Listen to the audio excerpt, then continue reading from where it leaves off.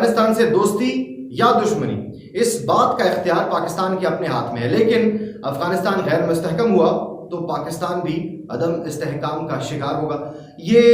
खबर है या धमकी है, इस पर हम बात करेंगे। लेकिन आपको बताएं कि अफगानिस्तान के सदर अशरफ गनी कहते हैं कि अफगानिस्तान से गैर मुल्की अफवाज का इनखला इस बात पर मुनहसर है कि पाकिस्तान अपने हमसाये की तरफ दोस्ती का हाथ बढ़ाता है या फिर दुश्मनी का फैसला करता है। तकरीब से खिताब करते हुए अफगान सदर ने कहा कि गैर मुल्की अफवाज के इनखला के ऐलान के साथ अफगानिस्तान को तारीखी मौका हाथ आया है। आज पाकिस्तान के लिए भी फैसले का दिन है कि अफगानिस्तान के साथ कैसे ताल्लुकात चाहता है, अफगानिस्तान के साथ दोस्ती चाहता है या फिर दुश्मनी। अशरफ गनी ने कहा कि अगर पाकिस्तान हमारी तरक्की चाहता है तो इसकी भी तरक्की होगी, और अगर हमारा मुल्क गैर मुस्तहकम हुआ तो पाकिस्तान भी अदम इस्तेहकाम का शिकार होगा, और ये पहले भी होता रहा है।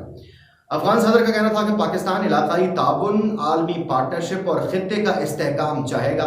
या फिर वो अपनी तवानाइयाँ तालिबान और इत्तेहाद पसंदी को मजबूत करने में सर्फ करेगा। ये फैसला हमें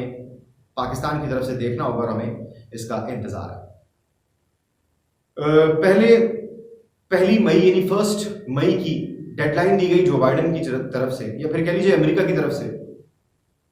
जब अमेरिका की तरफ से ये डेडलाइन दी गई कि वो 1 मई यानी 1 मई को यहाँ से निकलने जा रहे हैं, तो एक खुशी की लहर दौड़ गई थी इस खित्ते में, खासतौर पर अफगानिस्तान में, जहाँ पर हालात इतने कशीदा हो चुके हैं कि इस वक्त तालिबान गुफ्तगू यानी मुज़ाकरात के मूड में भी नजर नहीं आ रहे। उसके बाद जो बाइडेन ने कहा कि जनाब हम अभी यहाँ से नहीं जा सकते क्योंकि हमारी सो एंड सो प्रॉब्लम्स हैं, हमें कुछ लॉजिस्टिक्स के मसाइल हैं, कुछ कोरोना की वजह से मसाइल हैं। बहरहाल बिटवीन द लाइन उन्होंने क्या कहा ये तो बाद में अंदाजा होगा, लेकिन अंदाजा ये हो रहा था कि वो ये कहना चाह रहे थे कि हम अभी यहाँ से नहीं जा रहे। तो तालिबान ने जब इस चीज़ को भांपा और उनका जो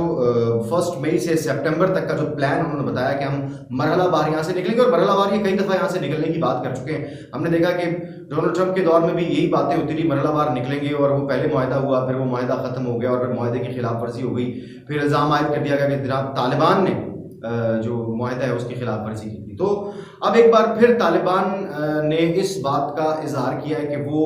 अब किसी भी मुज़ाकरात में शरीक नहीं होंगे तावक्त ये कि जो अमरीकी अफवाज हैं या फिर जो यहाँ पर यूएन फोर्सेस हैं वो यहाँ से निकलना शुरू कर दें। यानी तो जनाब मन मामला यह है कि अब तालिबान धोखा खाने के किसी भी मूड में नहीं है। और जहाँ तक रही पाकिस्तान की बात, तो पाकिस्तान से जो बाइडेन ने कहा कि वो पुरानी वाली बात कि डू मोर, हमारे लिए कुछ करें, तालिबान को मनाएं, आपकी बात मानते हैं, दिस एंड दैट। लेकिन इस बार पाकिस्तान ने भी वाज़ेह और दो टोक अल्फाज में कह दिया कि ये उनका मामला है,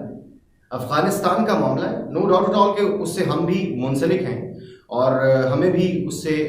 उसके असरात मिलते हैं। वहाँ पर अमन हो तो उसके असरात मिलते हैं, वहाँ पर अनरेस्ट हो तो उसके असरात मिलते हैं। लेकिन ये जो मामला है ये अफगानिस्तान का अंदरूनी मामला है, और इसमें तालिबान और अफगान हुकूमत या अशरफ गनी हुकूमत वो मिलकर ही कोई लाहेमल तय कर सकते हैं, कोई हल निकाल सकते हैं, या फिर जो तालिबान को मुज़ाकरात में शामिल करने की बात है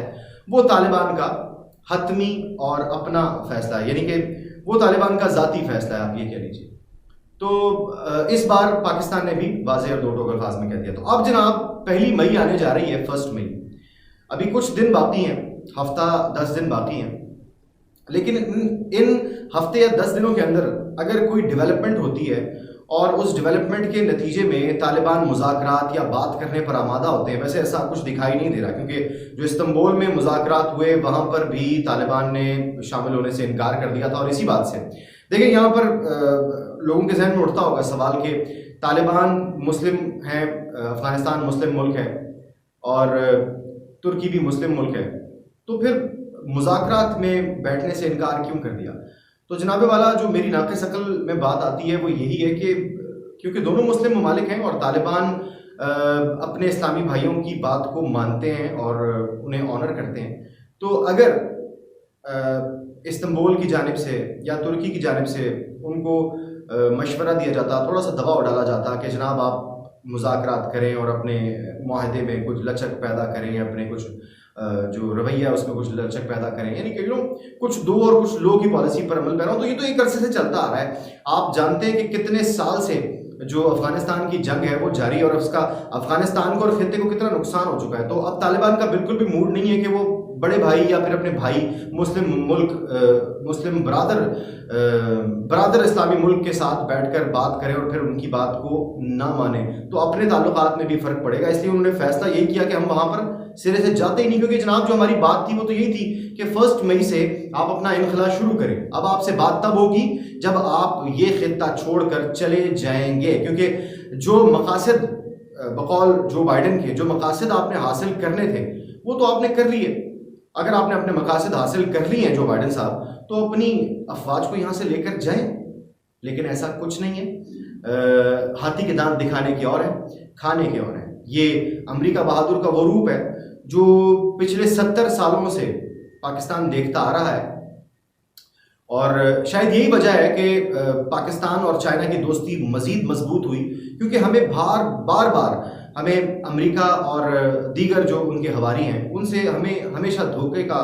जो है वो सामना करना पड़ा, और वो हमेशा हमें धोखा देते रहे। तो इस बार तालिबान ने ये फैसला किया है कि वो धोखे में नहीं आएंगे। दो टोक और सीधी सी बात, आप यहाँ से जाएंगे बातचीत होगी, आप नहीं जाएंगे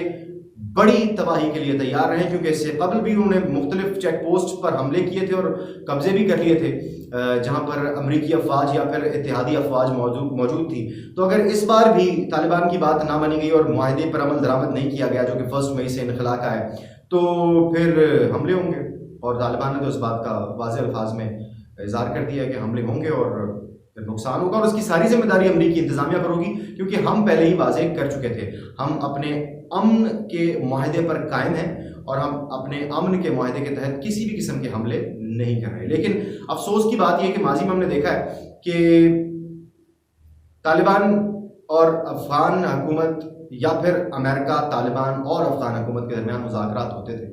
और यहाँ मुज़ाकरात हो रहे होते थे कि आप हमले नहीं करेंगे। तालिबान को मनाया जा रहा होता था कि आप हमले नहीं करेंगे और आप हमसे मुज़ाकरात करें और मामला को अफ़ाम तफ़हीम से हल करें। इसी असना में जब गुफ्तगू हो रही होती थी तो ऊपर से ड्रोन अटैक कर दिया जाता था, और वो एक इंतहाई अफसोसनाक सूरत हाल होती थी। तो आज भी वही सूरत हाल दोबारा देखने में ना आए, इससे बचने के लिए तालिबान ने वाज़ेह और दो टोक अल्फाज में कह दिया कि 1 मई आप जा रहे हैं, अगर आप जा रहे हैं तो यहाँ पर अमन होगा, शांति होगी, लेकिन अगर आप नहीं जा रहे हैं तो बारूद की बू में तो पले हैं ये अफगान तालिबान, बारूद में तो खेले हैं ये अफगान तालिबान, आप इनको बारूद से नहीं डरा सकते। तो जो बड़ी चीज़ है वो मईशत की है, जो कि दुनिया के लिए बहुत बड़ा मसला होगी, लेकिन इन पहाड़ों में रहने वालों के लिए मसला नहीं होगी। तो अमेरिका बहादुर को एक बार फिर से सोचना होगा, रीथिंक करना होगा कि क्या इन सख्त जंगजुओं से लड़ने का मजीद वक्त और सरमाया है अमेरिका के पास। अदरवाइज अमेरिका के लिए बड़ी मुश्किल तैयार करेगी। अल्लाह हाफ़िज़।